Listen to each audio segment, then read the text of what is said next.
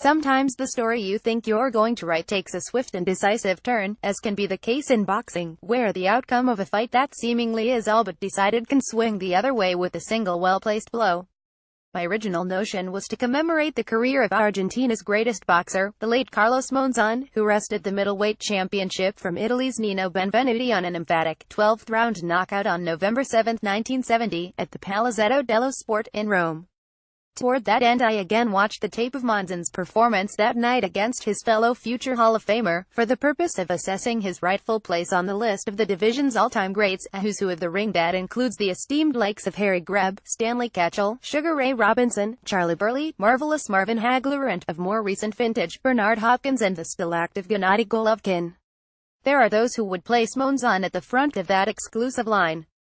But while Monzon was undoubtedly an all-time great, proclaimed as such on the cover of the August 8, 1977, issue of Sports Illustrated by an action photo of his final bout, a 15-round unanimous decision over Colombia's Rodrigo Valdez, and a headline that read "Monzon the Magnificent Middleweight Champ wins his 83rd in a row," more current headlines of a different sort caused me to wonder if my planned celebration of the genius of his craft should dwell more with his many failings as a human being. Sexual harassment and domestic abuse are more hot-button topics today than they were decades ago, before the rise of female empowerment brought those issues out of the shadows and into the glare of widespread public scrutiny. But there is a significant difference between the reprehensible but nonviolent abuses of power attributed to movie executive Harvey Weinstein and those of Monzon, who literally battered his various wives and mistresses whenever he failed to exercise proper impulse control. That pattern of unchecked aggression was culminated when Monzon, a beloved national hero in Argentina, was convicted of murder in 1988 after he strangled his second wife, Uruguayan model Alicia Muniz, and threw her off the second-floor balcony of a resort hotel at which the couple was staying. But millions of Monzon's countrymen continue to revere their presumably disgraced idol, who died in a car crash, at age 52, along with passenger Geronimo Domingo Matera, on January 8, 1995, while on unsupervised furlough from prison. Evidently, the penalty for homicide is less severe in Argentina for those who have had statues erected in their honor. That statue, located along the coast of Santa Fe, Argentina, depicts Monzon, his arms thrust upward in victorious exultation. Called the Costanera, it purportedly is illuminated by the light of everlasting glory. One Argentine writer, musing about the message the statue's place of prominence continues to espouse, holds that nobody can judge Monzon. His life, as well as his boxing role, has always been a work of art. Standing in front of his statue is enough to remember him while avoiding tears running down our faces. For those unwilling or unable to differentiate Monzon the champion from Monzon the killer and serial thumper of women, such rationalization is fairly commonplace. Hero worship does not allow for much introspection for those who refuse to acknowledge personality warts on their idols, nor is it confined to any particular country, culture or class. Boxing, and the sports world in general, is liberally dotted with the names of famous athletes who have disrespected women, and worse, because they felt they somehow were above the laws of civilized society that apply to everyone else. Football stars Aaron Hernandez and Lawrence Phillips, both now deceased, committed murders, and O.J. Simpson was accused but not convicted of a double murder. Tom Paine, the former University of Kentucky basketball star, is still incarcerated after being convicted of multiple rapes. Former NFL running back Ray Rice literally lost his career after a video surfaced of him scoring a one-punch knockout of his girlfriend, now wife, and dragging her out of a hotel elevator by the hair. Jack Pement, who holds a master's degree in psychology, wrote a scholarly treatise on boxers and domestic violence that explains but does not condone such usually well-publicized incidents, while also holding that the discipline expected of a fighter also can mitigate the urge to yield to feelings of rage against his wife or significant other. Boxing is intimately linked with working-class backgrounds and poverty, Pement wrote in Psychology Today. The connection between poverty and boxing is a phenomenal case study in itself. He cited three possible causes for individuals to become irrationally reactionary, one being a fear of a fighter returning to his impoverished roots, another being a successful fighter's developing sense of entitlement, and, lastly, stress and personality disorders that are connected to violent behavior. But, Pement concludes, there is no formula for determining if such disorders can result in impulse control problems. Furthermore, he states that there have been numerous instances where joining a boxing gym has literally helped to keep kids off the street and out of gangs. This has the immediate effect of preventing children from being exposed to criminal violence.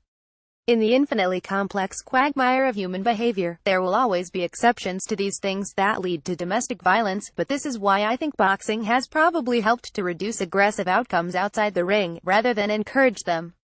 To be sure, there are people that have been beaten by boxers. Floyd Mayweather is the highest profile example, and I do not want to undermine the plight of the victim. There is no excuse for domestic violence, and I still maintain that ideally boxers should have a greater sense of self-awareness of the damage they can cause, which is perhaps why they should be held to a higher standard. Domestic violence is an abhorrent endemic social problem that impacts far too many people on a daily basis. If boxing was somehow removed from the equation, the numbers would not drop. Which is a fancy way of saying that the fault does not necessarily lie in any individual's profession or station, but to that person's sense of morality. But just as Harvey Weinstein and Bill Cosby are too high profile to evade close scrutiny forever, so, too, are such pugilistic strayers from accepted norms as Monzon, Mayweather, Mike Tyson, the late Jake LaMotta, and a notable few others. Their fans might laud what they do inside the ropes, but that only comprises a portion of who they truly are as a whole. Perhaps the entirety of a person's character should be taken into account before we relinquish our hearts like love-struck teenagers. Monzon's place on a boxing pedestal is forever ensured, and so is it for Mayweather, he of the 500 record and record-shattering gross revenues. Money's place in boxing history is assured, but that should not fully absolve him of another kind of history, which includes 7 separate incidents of domestic abuse against 5 different women dating back to 2001, one of which resulted in a 90-day prison sentence. Mayweather's feeling of entitlement is such that he successfully sought to bar 2 female reporters, HBO and ESPN's Michelle Beadle and CNN's Rachel Nichols, from being credentialed to cover his May 2, 2015, mega fight with Manny Pacquiao because they brought up the less savory aspects of his life which he would prefer not to be raised. Tyson, of course, served 3 years for the rape of a teenaged beauty pageant contestant, which he has denied committing. Interviewed by Fox News' Greta Van Susteren, he denounced the victim on television as a slimy bitch and lying reptilian, and while reiterating that, while he was falsely convicted, had liked to do her and her mother then as a form of payback. This is the same guy who once bragged that the best punch I ever landed was on Robin Givens, his first wife.